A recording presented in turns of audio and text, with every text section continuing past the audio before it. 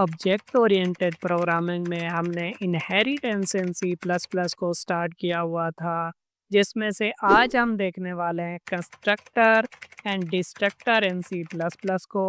और अगर आपको इनहेरिटेंस का बिल्कुल भी आइडिया नहीं है, तो इससे रिलेटेड मैं ऑलरेडी 6 से 7 वीडियोस बना चुका हूँ, जिनके लिंक आपको डिस्क्रिप्शन के अंदर मिल जाएंगे। और आज हम देखने वाले हैं कि हम कंस्ट्रक्टर को किस तरह से इनहेरिटेंस के अंदर यूज़ कर सकते हैं, और इसी के साथ साथ हम देखेंगे कि हम डिस्ट्रक्टर को इनहेरिटेंस के अंदर किस तरह से यूज़ कर सकते हैं। और अगर आपने अभी तक मेरी C plus plus programming series से रिलेटेड प्रीवियस वीडियोस को नहीं देखा, तो प्लेलिस्ट का लिंक आपको डिस्क्रिप्शन के अंदर मिल जाएगा, आप चेकआउट कर सकते हैं। अस्सलाम वालेकुम friends, welcome to technical Amar. So first of all हम ये देख लेते हैं कि कंस्ट्रक्टर क्या होता है। हालांकि ऑलरेडी इस पे मैं डिटेल में वीडियोस बना चुका हूँ कि कंस्ट्रक्टर क्या होता है, पैरामीटराइज कंस्ट्रक्टर क्या होता है, कॉपी कंस्ट्रक्टर क्या होता है, डिस्ट्रक्टर क्या होता है। तो मैं आपको रिकमेंड करूँगा कि अगर आपको कंस्ट्रक्टर का बिल्कुल भी आइडिया नहीं है, तो आप क्या करें, मेरी कंस्ट्रक्टर से रिलेटेड वीडियोस को देखें, उसके बाद आप यहाँ पे इस टॉपिक को देखें। तो कंस्ट्रक्टर क्या होता है? कंस्ट्रक्टर एक स्पेशल फंक्शन है जो कि ऑटोमेटिकली कॉल हो जाता है जैसे ही हम किसी क्लास का ऑब्जेक्ट बनाते हैं। सेकंड पॉइंट कंस्ट्रक्टर से रिलेटेड ये है कि कंस्ट्रक्टर का नेम सेम ही होता है जैसा कि क्लास का नेम होता है। और थर्ड पॉइंट है कि कंस्ट्रक्टर का कोई भी रिटर्न टाइप नहीं होता। और फोर्थ पॉइंट जो है काफ़ी इम्पोर्टेंट पॉइंट है कि कंस्ट्रक्टर को हम यूज़ क्यों करते हैं। कंस्ट्रक्टर को हम यूज़ करते हैं डेटा मेंबर्स को इनिशियलाइज कराने के लिए। सो ऑब्जेक्ट के जो भी मेंबर्स होते हैं, जो हम प्रॉपर्टीज बनाते हैं, उन्हें इनिशियलाइज कराने के लिए हम क्या करते हैं, कंस्ट्रक्टर का यूज़ करते हैं। अब हमने मेनली ये देखना है, क्योंकि इनहेरिटेंस को हमने काफ़ी डिटेल में देखा है, उससे रिलेटेड मैंने 6 से 7 वीडियोस बनाई हुई है। तो अब हमने ये देखना है कि इनहेरिटेंस में हम कंस्ट्रक्टर को किस तरह से यूज़ करेंगे। अब इनहेरिटेंस में क्या होता है कि जो चाइल्ड क्लास होती है उसके अंदर पेरेंट की प्रॉपर्टीज और मेथड्स भी इनहेरिट होके आते हैं। तो अब अगर हम चाइल्ड क्लास का या फिर डिराइव्ड हम क्लास उसे कहें, तो जब हम डिराइव्ड क्लास का या चाइल्ड क्लास का ऑब्जेक्ट बनाएंगे, तो तब कौन सा कंस्ट्रक्टर कॉल होगा, जो चाइल्ड क्लास के अंदर है या जो कि पेरेंट क्लास के अंदर है, या फिर दोनों क्लासेस के कंस्ट्रक्टर कॉल होंगे। ये चीज़ हमने मेनली देखनी है। सो आप ये देखें कि जब हम चाइल्ड क्लास का ऑब्जेक्ट बनाएंगे, तो उस ऑब्जेक्ट को जो मेमोरी मिलेगी वो जस्ट चाइल्ड क्लास की प्रॉपर्टीज के लिए नहीं मिलेगी, बल्कि उससे जो मेमोरी मिलेगी वो दोनों क्लासेस की प्रॉपर्टीज के लिए मिलेगी। क्यों? क्योंकि जो चाइल्ड क्लास होती है उसके अंदर पेरेंट क्लास की प्रॉपर्टीज भी इनहेरिट होके आती है, तो उसके लिए भी उसे मेमोरी मिलती है। सो कंस्ट्रक्टर का मेन काम क्या है? डेटा मेंबर्स को इनिशियलाइज कराना।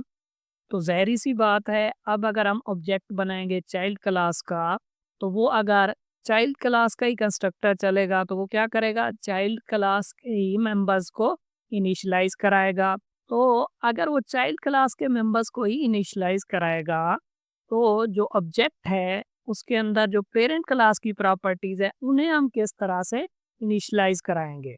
इसका मतलब ये हुआ कि दोनों क्लासेस के कंस्ट्रक्टर चलने चाहिए, तभी क्या होगा, जो हमारा ऑब्जेक्ट है वो इनिशियलाइज हो पाएगा। सो हम चलते हैं डेव सी प्लस प्लस पे और इसे देखते हैं प्रैक्टिकली। सो मैं क्या करता हूँ, यहाँ पे एक क्लास बनाता हूँ पर्सन के नाम से, और इसके अंदर मैं क्या करता हूँ कि पब्लिक टाइप का एक कंस्ट्रक्टर बनाता हूँ। सो कंस्ट्रक्टर क्या होता है? कंस्ट्रक्टर का नेम वही होता है जो कि क्लास का नेम होता है, और कंस्ट्रक्टर का कोई भी रिटर्न टाइप नहीं होता। तो मैंने क्या किया, यहाँ पे एक कंस्ट्रक्टर बनाया जो कि डिफ़ॉल्ट कंस्ट्रक्टर है। उसके बाद मैं क्या करता हूँ कि एक और क्लास बनाता हूँ, चाइल्ड क्लास, जो कि होगी स्टूडेंट क्लास, जिसमें हम क्या करेंगे, इनहेरिट करेंगे पर्सन क्लास को। और इस क्लास के अंदर भी मैं क्या करता हूँ कि एक कंस्ट्रक्टर बनाता हूँ, स्टूडेंट। और ये भी मैं क्या करता हूँ, एक डिफ़ॉल्ट कंस्ट्रक्टर बनाता हूँ। सो डिफ़ॉल्ट कंस्ट्रक्टर क्या होता है, जो कि बगैर पैरामीटर्स के होता है। तो इसमें आप देख सकते हैं कोई भी आर्गुमेंट्स नहीं है। तो ये क्या है, एक डिफ़ॉल्ट कंस्ट्रक्टर है। और ये भी क्या है, एक डिफ़ॉल्ट कंस्ट्रक्टर है। सो जैसे ही यहाँ पे मैं ऑब्जेक्ट बनाऊंगा स्टूडेंट क्लास का, सो मैंने यहाँ पे स्टूडेंट क्लास का एक ऑब्जेक्ट बनाया, तो क्या होगा, कंस्ट्रक्टर कॉल होगा। तो ये जो कंस्ट्रक्टर हैं ये डिफ़ॉल्ट कंस्ट्रक्टर हैं। और जो इनकी बॉडी है वो एम्प्टी है, इसमें कुछ भी नहीं लिखा हुआ। अगर हम ये कंस्ट्रक्टर नहीं बनाएंगे तो क्या होता है कि कंपाइलर ये डिफ़ॉल्ट कंस्ट्रक्टर बनाता है, क्लास के अंदर हमें दिखाई नहीं दे रहे होते, बट कंपाइलर क्या करता है, डिफ़ॉल्ट कंस्ट्रक्टर बनाता है। और हम चाहें तो हम भी कंस्ट्रक्टर बना सकते हैं। तो अब जब हम स्टूडेंट क्लास का एक ऑब्जेक्ट बनाएंगे तो क्या होगा कि कंस्ट्रक्टर कॉल होगा। अब हमने मेनली ये देखना है कि जैसे ही हमने स्टूडेंट क्लास का ऑब्जेक्ट बनाया तो कौन सा कंस्ट्रक्टर कॉल होगा। जैसा कि मैं ऑलरेडी एक्सप्लेन कर चुका हूँ कि दोनों क्लासेस के कंस्ट्रक्टर यहाँ पे चलने चाहिए, तभी ऑब्जेक्ट इनिशियलाइज हो पाएगा। क्योंकि इस ऑब्जेक्ट के अंदर क्या होगा, इस क्लास की प्रॉपर्टीज भी होंगी और इस क्लास की प्रॉपर्टीज भी होंगी, इसीलिए दोनों क्लासेस के कंस्ट्रक्टर चलने चाहिए। तो अब होता क्या है कि जैसे ही हम चाइल्ड क्लास का ऑब्जेक्ट बनाते हैं तो चाइल्ड क्लास वाला जो कंस्ट्रक्टर है वो कॉल होता है। तो इसमें क्या होगा, स्टूडेंट कंस्ट्रक्टर यहाँ पे कॉल होगा। बट इसमें ये कंस्ट्रक्टर क्या करेगा कि पेरेंट कंस्ट्रक्टर को कॉल करेगा। वो किस तरह कॉल करेगा, यहाँ पे लगाया जाएगा कॉलन और उसके बाद पेरेंट क्लास के कंस्ट्रक्टर को यहाँ पे कॉल किया जाएगा। सो अब अगर हम कंस्ट्रक्टर ना बनाते तो कंपाइलर क्या करता, यहाँ पे कंस्ट्रक्टर बनाता और चाइल्ड क्लास के अंदर भी एक डिफ़ॉल्ट कंस्ट्रक्टर बनाता और क्या करता, यहाँ पे पेरेंट क्लास के कंस्ट्रक्टर को भी कॉल कराता। अब इसमें होता ये है कि जैसे ही हम ऑब्जेक्ट बनाते हैं तो चाइल्ड क्लास का कंस्ट्रक्टर कॉल होता है। और चाइल्ड क्लास का जो कंस्ट्रक्टर है वो अपनी कोडिंग को नहीं चलाता, बल्कि वो फर्स्ट ऑफ ऑल क्या करता है, पेरेंट क्लास के कंस्ट्रक्टर को कॉल करता है। तो पेरेंट क्लास का कंस्ट्रक्टर चलता है। पेरेंट क्लास का कंस्ट्रक्टर जैसे ही चलता है तो कंट्रोल वापस आता है यहाँ पे और चाइल्ड क्लास का जो कंस्ट्रक्टर है वो अपनी कोडिंग को यहाँ पे चलाता है। इसका मतलब ये हुआ कि जब भी हम चाइल्ड क्लास का ऑब्जेक्ट बनाएंगे तो फर्स्ट ऑफ ऑल क्या होगा, चाइल्ड क्लास का ही कंस्ट्रक्टर चलेगा, मतलब चाइल्ड क्लास का ही कंस्ट्रक्टर कॉल होगा। बट वो क्या करेगा, पहले पेरेंट क्लास वाले कंस्ट्रक्टर को कॉल करेगा और जो एग्जीक्यूशन है वो पेरेंट क्लास वाले कंस्ट्रक्टर की पहले होगी और चाइल्ड क्लास वाला जो कंस्ट्रक्टर है उसकी एग्जीक्यूशन बाद में होगी। मतलब जैसे ही हम ऑब्जेक्ट बनाएंगे तो कॉल जो होगी वो फ्रॉम चाइल्ड टू पेरेंट होगी, बट जो एग्जीक्यूशन है वो फ्रॉम पेरेंट टू चाइल्ड होगी। मतलब एग्जीक्यूशन पहले पेरेंट वाले की होती है, बाद में चाइल्ड वाले की। लेकिन जो कॉल होती है, जो कंस्ट्रक्टर को हम कॉल करते हैं, वो पहले चाइल्ड वाला कॉल होता है, बाद में पेरेंट वाला कॉल होता है। बट एग्जीक्यूशन कैसे होती है, पहले पेरेंट वाले की, क्योंकि ये पहले क्या करेगा, पेरेंट वाले कंस्ट्रक्टर को कॉल करेगा, तो उसकी एग्जीक्यूशन होगी, बाद में ये अपने कोड को यहाँ पे चलाएगा। आई होप कि ये चीज़ आपको समझ में आ गई होगी। तो अब अगर हम खुद कंस्ट्रक्टर बनाते हैं, ये तो मैं आपको बता रहा था कि कंपाइलर इस तरह से कुछ कंस्ट्रक्टर बनाता है जिसमें कोई भी कोड नहीं होता। हम चाहें तो हम खुद भी कंस्ट्रक्टर बना सकते हैं। तो अब यहाँ पे फॉर एग्जांपल मैंने ये कंस्ट्रक्टर बनाया और ये कंस्ट्रक्टर भी मैंने यहाँ पे बनाया और मैंने क्या किया यहाँ पे first of all parent class के कंस्ट्रक्टर को कॉल करा दिया। अब अगर मैं पेरेंट क्लास के कंस्ट्रक्टर को यहाँ पे कॉल ना कराऊं तो क्या होगा? तो कंपाइलर क्या करेगा? खुद से ही पेरेंट क्लास के कंस्ट्रक्टर को कॉल करा देगा। बट आप ये चीज़ ज़हन में रखें कि जब भी कंपाइलर पेरेंट क्लास के कंस्ट्रक्टर को कॉल करेगा तो वो डिफ़ॉल्ट कंस्ट्रक्टर को ही कॉल करेगा जिसमें कोई भी पैरामीटर यूज़ नहीं होगा। ओके हो गया? अब एक चीज़ और है कि यहाँ पे मैं क्या करता हूँ कि जस्ट पेरेंट क्लास के अंदर ही एक कंस्ट्रक्टर बनाता हूँ और यहाँ पे फॉर एग्जांपल मैं यहाँ पे कुछ प्रॉपर्टीज़ भी बना लेता हूँ प्रोटेक्टेड और यहाँ पे मैं नेम बना लेता हूँ यहाँ पे एक प्रॉपर्टी क्योंकि हमने स्ट्रिंग को यूज़ किया है तो हमें एक हेडर फाइल भी यूज़ करनी पड़ेगी स्ट्रिंग। तो अब मैं क्या करता हूँ कि नेम के अंदर डायरेक्टली मैं यहाँ पे रखा देता हूँ अमर। ओके हो गया? तो मैंने क्या किया यहाँ पे पेरेंट क्लास के अंदर एक कंस्ट्रक्टर बनाया और नेम को यहाँ पे इनिशियलाइज कराया। तो अब अगर मैं चाइल्ड क्लास के अंदर कोई भी कंस्ट्रक्टर नहीं बनाऊंगा तो क्या होगा? यहाँ पे कंपाइलर क्या करेगा? डिफ़ॉल्ट कंस्ट्रक्टर बनाएगा और इस डिफ़ॉल्ट कंस्ट्रक्टर को कॉल भी खुद से कर लेगा। तो इसमें कोई भी एरर हमें देखने को नहीं मिलेगा। बट अगर मैं इस कंस्ट्रक्टर को बना देता हूँ पैरामीटराइज़ कंस्ट्रक्टर, ठीक है? तो यहाँ पे अगर मैं इसे पैरामीटराइज़ कंस्ट्रक्टर बना देता हूँ और यहाँ पे जो भी नेम आएगा उसे मैं यहाँ पे नेम के अंदर रखाना चाहता हूँ तो अब क्या होगा? अब अब ये होगा कि यहाँ पे फर्स्ट ऑफ ऑल तो हमें यहाँ पे कंस्ट्रक्टर बनाना ही पड़ेगा। क्यों? क्योंकि अगर हम कंस्ट्रक्टर नहीं बनाएंगे तो कंपाइलर क्या करेगा?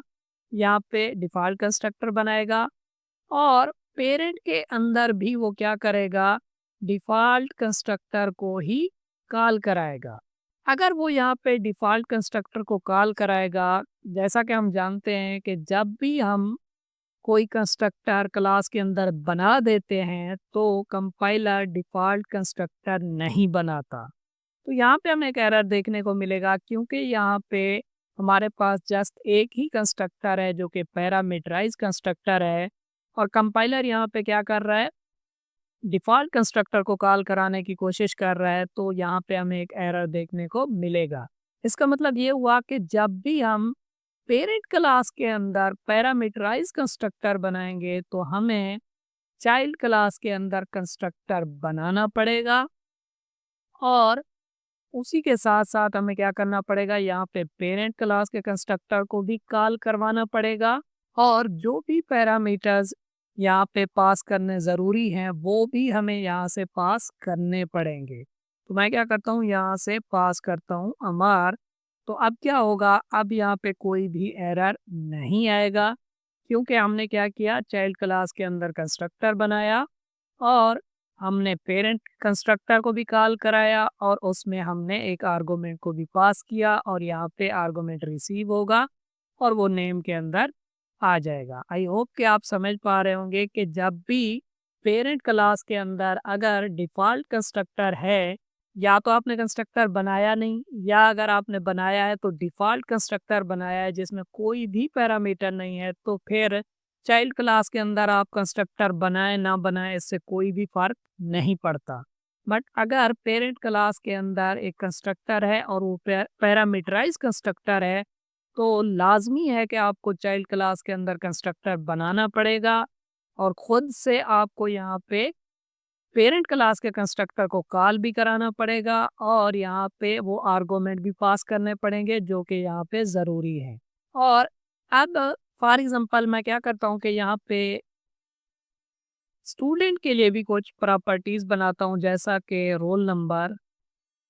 तो अब जैसे ही मैं यहाँ पे ऑब्जेक्ट बनाऊंगा तो मैं क्या करता हूँ यहाँ पे नेम पास करता हूँ हमार और रोल नंबर यहाँ पे मैं पास करता हूँ 10।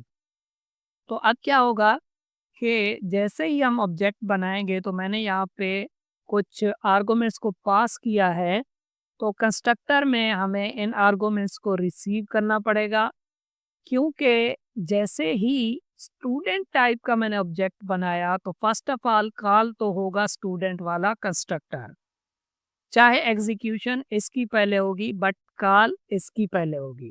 तो जैसे ही स्टूडेंट कंस्ट्रक्टर यहाँ पे कॉल होगा तो हम क्या करेंगे, इन वैल्यूज को रिसीव करने के लिए यहाँ पे वेरिएबल्स बनाएंगे। तो यहाँ पे n और इंट यहाँ पे रोल नंबर के लिए मैंने r बना दिया। अब ये दोनों चीज़ें जो है यहाँ पे रिसीव हो चुकी हैं। तो अब हम क्या करेंगे कि स्टूडेंट कंस्ट्रक्टर की कोडिंग में नेम और रोल नंबर दोनों चीज़ें नहीं रखाएंगे, क्योंकि जो नेम है वो हमें इस कंस्ट्रक्टर के अंदर चाहिए और जो रोल नंबर है उसे हम इसके अंदर भी हैंडल कर सकते हैं। तो हम क्या करेंगे, ये जो नेम हमने रिसीव किया है इसे हम यहाँ पे पास करेंगे। ठीक है, अब इसे हमने यहाँ पे पास कर दिया नेम को, और ये वैल्यू यहाँ पे आएगी। यहाँ पे इसे रिसीव करके हम इसके अंदर रखा देंगे, और जो रोल नंबर है उसे हम यहाँ पे हैंडल कर सकते हैं कि रोल नंबर जो है स्टूडेंट का वो हम यहाँ पे रखा लेते हैं। तो इस तरह आप क्या कर सकते हैं कि ऑब्जेक्ट बनाते वक्त यहाँ पे वैल्यूज़ पास कर सकते हैं। तो ये वाला कंस्ट्रक्टर कॉल होगा, इसमें हम तमाम वैल्यूज़ को रिसीव करेंगे, और जो पेरेंट क्लास में हमें वैल्यूज़ चाहिए वो हम पेरेंट कंस्ट्रक्टर के अंदर पास करेंगे, और यहाँ पे रिसीव करके वैल्यूज़ को इनिशियलाइज करा लेंगे। तो इस तरह हम क्या कर सकते हैं, कंस्ट्रक्टर को इनहेरिटेंस के अंदर यूज़ कर सकते हैं। आई होप कि आपको कंस्ट्रक्टर की समझ आ गई होगी कि किस तरह से हम इनहेरिटेंस के अंदर कंस्ट्रक्टर को यूज़ कर सकते हैं। अब क्योंकि पर्सन का नेम भी हम ले चुके हैं कंस्ट्रक्टर की मदद से, और स्टूडेंट का रोल नंबर भी हम ले चुके हैं कंस्ट्रक्टर की मदद से, आप चाहें तो यहाँ पे एक फंक्शन बना सकते हैं डिस्प्ले पर्सन डेटा, और उसमें आप नेम डिस्प्ले करा सकते हैं, और यहाँ पे डिस्प्ले स्टूडेंट डेटा, और उसमें आप क्या करा सकते हैं, स्टूडेंट का रोल नंबर डिस्प्ले करा सकते हैं, जो कि यहाँ पे मैं मज़ीद एक्सप्लेन नहीं करने वाला, क्योंकि पिछली 6 से 7 वीडियोस में मैं इनहेरिटेंस को काफ़ी डिटेल में समझाता आया हूँ। अब हम देख लेते हैं कि डिस्ट्रक्टर को हम इनहेरिटेंस के अंदर किस तरह से यूज़ कर सकते हैं। सो डिस्ट्रक्टर से रिलेटेड भी मैं ऑलरेडी वीडियो बना चुका हूँ। सो अगर आपको डिस्ट्रक्टर का आइडिया नहीं है तो आप काइंडली उस वीडियो को ज़रूर चेकआउट करें। डिस्ट्रक्टर भी क्या है, एक स्पेशल फंक्शन है कंस्ट्रक्टर की तरह। इसमें जस्ट एक चीज़ जो है वो डिफरेंट है। डिस्ट्रक्टर का नेम भी वही होता है जो कि क्लास का नेम होता है, बट उससे पहले हम क्या करते हैं, टिल्ड सिंबल का यूज़ करते हैं। सेकंड ये होता है कि जो कंस्ट्रक्टर है वो पैरामीटराइज कंस्ट्रक्टर भी हो सकता है, बट जो डिस्ट्रक्टर है उसमें कोई भी आर्गुमेंट्स हम पास नहीं कर सकते, कोई भी यहाँ पे पैरामीटर्स नहीं होते, इसलिए डिस्ट्रक्टर की ओवरलोडिंग वगैरह भी नहीं होती। तो कंपाइलर खुद से डिस्ट्रक्टर बनाता है इस तरह का। तो मैं क्या करता हूँ, यहाँ पे भी एक डिस्ट्रक्टर बना देता हूँ, स्टूडेंट स्टूडेंट। जैसा कि आप जानते हैं कि कंस्ट्रक्टर के केस में क्या होता है, जैसे ही एक ऑब्जेक्ट बनता है तो कंस्ट्रक्टर कॉल हो जाता है। इसी तरह डिस्ट्रक्टर में क्या होता है कि जैसे ही ऑब्जेक्ट डिस्ट्रॉय होने वाला होता है तो डिस्ट्रक्टर कॉल होता है। मतलब डिस्ट्रक्टर ऑब्जेक्ट की ज़िंदगी में चलने वाला आखिरी फंक्शन होता है। सो डिस्ट्रक्टर के केस में क्या होता है कि जैसे ही ऑब्जेक्ट डिस्ट्रॉय होने वाला होगा तो फर्स्ट ऑफ ऑल क्या होगा, ऑब्जेक्ट जो है स्टूडेंट क्लास का है तो स्टूडेंट क्लास का जो डिस्ट्रक्टर है वो पहले कॉल होता है। कंस्ट्रक्टर के केस में भी क्या होता है कि पहले चाइल्ड क्लास का ही कंस्ट्रक्टर कॉल होता है, और डिस्ट्रक्टर के केस में भी यही होता है कि पहले चाइल्ड क्लास का ही डिस्ट्रक्टर कॉल होता है। बट जो मेन डिफरेंस है वो एग्जीक्यूशन में है। जब कंस्ट्रक्टर कॉल होता है चाइल्ड क्लास वाला तो वो क्या करता है, पहले पेरेंट क्लास के कंस्ट्रक्टर को चलाता है। सो एग्जीक्यूशन जो होती है वो पहले पेरेंट क्लास के कंस्ट्रक्टर की होती है, बाद में चाइल्ड क्लास के कंस्ट्रक्टर की होती है। बट डिस्ट्रक्टर के केस में उल्टा है, कि कॉल तो पहले चाइल्ड वाला ही होगा और एग्जीक्यूशन भी पहले चाइल्ड वाले की ही होगी। उसके बाद वो क्या करता है कि पेरेंट वाले को कॉल कराता है। तो इसमें उल्टा है, एग्जीक्यूशन पहले चाइल्ड वाले की होगी, बाद में पेरेंट वाले की होगी। तो इसकी जो एग्जीक्यूशन है उसमें क्या होता है कि आप यहाँ पे देखें कंस्ट्रक्टर के केस में हम क्या करते हैं, कॉलन लगा के पेरेंट क्लास के कंस्ट्रक्टर को कॉल करते हैं। इसमें क्या होता है, इसमें क्योंकि आर्गुमेंट्स वाला कोई चक्कर होता ही नहीं है, तो इसमें कंपाइलर खुद ब खुद ही जैसे ही चाइल्ड क्लास का कंस्ट्रक्टर चल जाएगा तो आखिरी लाइन में कंपाइलर क्या करता है, पेरेंट क्लास के कंस्ट्रक्टर को खुद ब खुद ही कॉल करा लेता है। तो हमें यहाँ पे पेरेंट क्लास के डिस्ट्रक्टर को कॉल कराने की ज़रूरत नहीं है।